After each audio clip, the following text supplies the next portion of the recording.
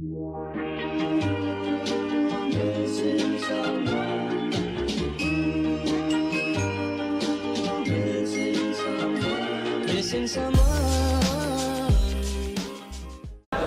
à toutes et à tous, bienvenue dans ce nouveau numéro de Food Politics. Nous sommes aujourd'hui encore au marché de Noël de Charleroi, mais aujourd'hui c'est avec Stéphanie Laurent. Stéphanie, bonjour. Bonjour. Tu vas bien? Oui, super. Content d'être là au chaud. Oui, très bien. Alors aujourd'hui, le moment de l'année l'oblige.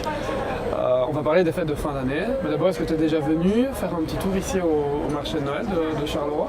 Oui, je suis venue vendredi passé pour l'inauguration avec une amie. On est passé furtivement parce qu'on avait une autre soirée, mais je tenais à être là pour voir un petit peu comment ça se passait. Surtout la patinoire, j'étais curieuse de voir ça. Et voilà, donc je suis passée quelques temps vendredi passé. Alors les réveillons sont tout proches. Quel est le programme chez toi pour ces deux réveillons? Alors cette année, on part en Alsace, 5 jours avec mon mari et mes 2 filles. Et pour la nouvelle année, on a une tradition, on fait ça avec des amis, donc voilà, qui n'habitent pas très loin de chez nous. Alors on ne va pas dévoiler quel cadeau Père Noël a amené à tes enfants, mais on va parler de Stéphanie quand elle était petite. Est-ce qu'il y avait un cadeau qui faisait pétiller tes yeux, qui te donnait énormément envie? Que tu as eu ou que tu n'as pas eu? C'était pas tellement ce qu'il y avait dedans, c'était les cadeaux au pied du sapin qui m'émerveillaient. Et la tradition qui m'a vraiment marquée, c'était le fait qu'on mettait des numéros sur les cadeaux. Et les enfants de la famille, donc quand j'étais petite, c'était moi et ma cousine qui est 8 ans plus jeune, on tirait des numéros au sort et on allait chercher le cadeau qui correspondait et on l'offrait à la personne. Donc c'était vraiment un moment d'excitation, c'était très chouette. Alors on va faire un petit lien avec l'actualité de ces derniers jours, ces dernières semaines, si tu veux bien. Il y a notamment eu une étude américaine qui a pointé du doigt le niveau très bas des élèves francophones en lecture, notamment. Ton sentiment par rapport à ça et par rapport à l'enseignement?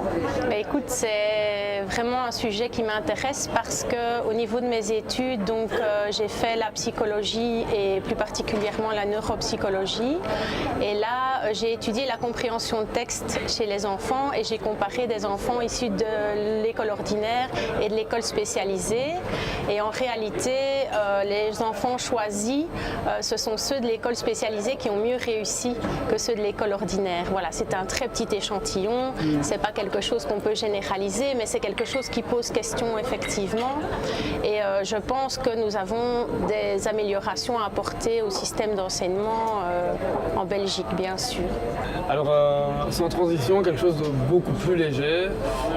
Il y a eu début décembre le tirage au sort des groupes de la Coupe du Monde de football qui aura lieu en Russie, ce qui va forcément réunir énormément de Belges derrière l'équipe nationale. Oui. Est-ce que tu es amatrice de football en temps normal ou quand c'est l'équipe nationale, ça t'attire un peu plus? Oui, c'est ça. On va dire ça. C'est vrai que l'équipe nationale, j'ai une anecdote par rapport à ça d'ailleurs. Il y a 2 ans et demi en vacances, on était tombé au moment d'une grande coupe, je ne sais plus laquelle c'était, mais on avait des Belges, on était en France dans un camping, et il y avait des Belges dans le camping. Alors je t'explique pas la fiesta, ils faisaient la chenille dans le camping, donc moi c'est ça que j'aime bien, c'est la ferveur populaire, voilà le Belge dans toute sa splendeur, très festif, pas du tout complexé, et ça c'est un côté qui me plaît beaucoup, et c'est ça que ce soit du football ou on aime bien l'athlétisme aussi chez nous, donc voilà on regarde des compétitions, mais c'est quand c'est à un niveau national, international qu'on est effectivement plus intéressé. Oui. Et ici forcément elle va rassembler énormément de gens devant des écrans géants, chez les amis.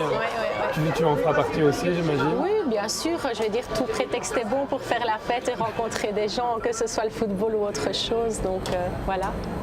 Stéphanie, un grand merci, c'était un plaisir. Juste avant de conclure, je vais te laisser prendre des commandes. Oui. Tu as quelques secondes face à la caméra pour adresser tes vœux à nos concitoyens. Merci.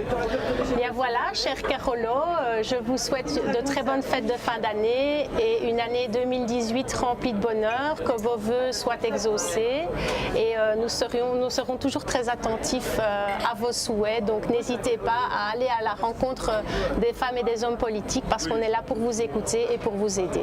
Merci. Mélanie, merci à toi. C'était encore un plaisir. On se voit très bientôt. Oui. Merci à vous de nous avoir suivis et à très bientôt, vous aussi, pour un nouveau numéro de Food Politics.